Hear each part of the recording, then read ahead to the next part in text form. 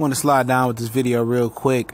There's been a lot of lying and whatever Bob Arum is out here doing, talking about the immediate future of Vasyl Lomachenko if he takes care of Jorge Linares this Saturday. It's a big boxing weekend, fellas. Tonight I'm gonna start breaking down some tape on Mason Menard and whatever tape I can find on Devin Haney. That's going down Friday, I believe, and then Saturday you got two fights with Saddam Ali. Being the late fight on HBO with the Jeremy Maguire guy out of Mexico, which I believe is going to be the fight of the night. And you got Lomachenko and Linares going. I think the main event might be kicking off by 8 o'clock on ESPN, regular ESPN. Not the ESPN Plus app with great pound-for-pound fighters like Terrence Crawford's being forced to fight at. But y'all know what it is. It's your boy CJ Goodfellow with the Boxing Clinic. And yeah, Bob Arum on one hand, you've been talking about the Pacquiao fight for Lomachenko of recent. And then today he goes on to say that, after this, he potentially and Lomachenko can unify with Ray Beltran or unify with Mikey Garcia. We already know what that is real quick. I already know he's not going to unify with Mikey Garcia. Mikey Garcia said that he wants to fight one more time at 135. And for pretty much, I'm just hone in on Mikey Garcia for a minute. Mikey Garcia is a slick SOB, man. And I mean that in a joking matter. I don't mean literally. He's real slick. I like Mikey Garcia, but he's not above the constructive criticism I got for him. Mikey Garcia probably was invited to that World Boxing Super Series tournament a long time ago, and I think ultimately that made his decision to move back down to 135 at the right time. And also he probably can't enter a tournament when he's probably on the cusp of a deal with Dana White being his promoter, and it's starting to steam up as well. So he ducked that tournament. I guarantee you that he's probably one of the first guys they called. Went down to 35, going drop his belt. That's why when he heard that tournament was coming, they wanted the IBF, which is the ranking IBF is in the tournament, and he didn't want to unify with Relic. He knew he was going to enter the tournament. He didn't want no smoke. He knew he wasn't going to get Jose Ramirez because he's going to be untouchable with Bob Arum paying to protect him. And then he didn't want to fight Regis Prograis with nothing on the line. He was like, shit, Rob Regis Jr. is my best option right now. And he said he only had one more fight at 135 in him. But if you go back to 140, it's nothing left there for him, especially if the winner, Terry Flanagan and Maurice Hooker, enter the World Boxing Super Series tournament. So Mikey Garcia has two options, in my opinion. If Flanagan and Hooker enter that tournament, it's nothing there for him. He can try to give Jose Ramirez, but Bob Arum ain't doing it. So he either going to have to stay. If he beat Rob Reese Jr., he going to have to unify with Lomachenko, which I don't see happening. Him and Bob Arum still at Grice, and you throw Dana White in the situation.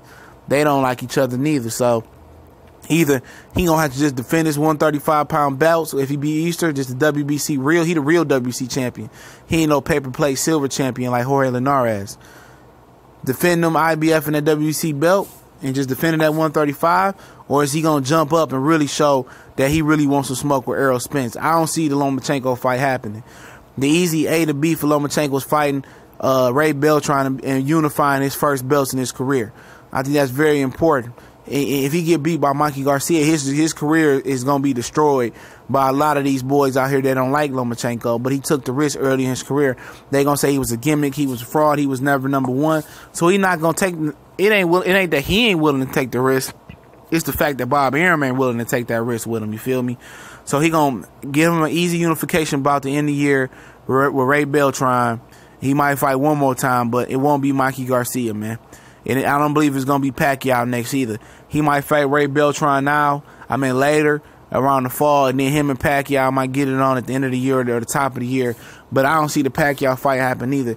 He said me and Pacquiao and Lomachenko said we could fight at 37.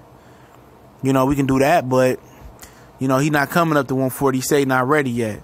And for me, he was huge at 126 and huge at 130. I'm interested to see his physical size and physique at 135 and Vasyl Lomachenko, but I expect him to dominate Jorge Linares. I don't see him fighting Pacquiao. I don't see him fighting Mikey Garcia. I see him unifying with Ray Beltran and then considering Mikey Garcia. But Garcia said he only had one more fight in him in 35.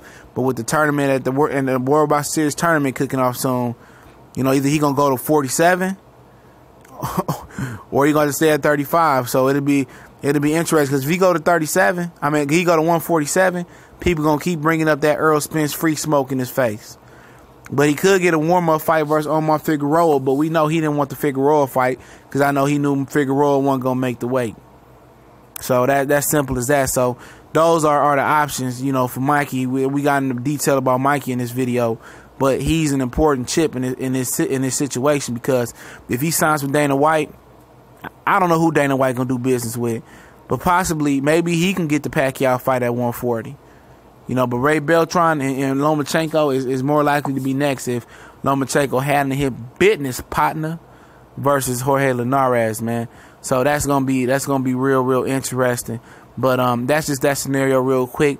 I want you guys to do me a favor, share this video, like it, subscribe it, dislike it, comment. Just don't get disrespectful. We know we don't do the N-word with the ER. I don't care your nationality. I don't like that shit. The A for the black people, I'm cool with it. But don't come at me sideways and talking crazy. Go follow the homie Colosso Boxing Talk. I definitely appreciate it. I used to do some work over there with him. So, you know, he a trio solid dude. And continue to support the page, man. We on Facebook, Instagram, and Twitter as well. The link's in the description. If you want to donate, it's definitely appreciated.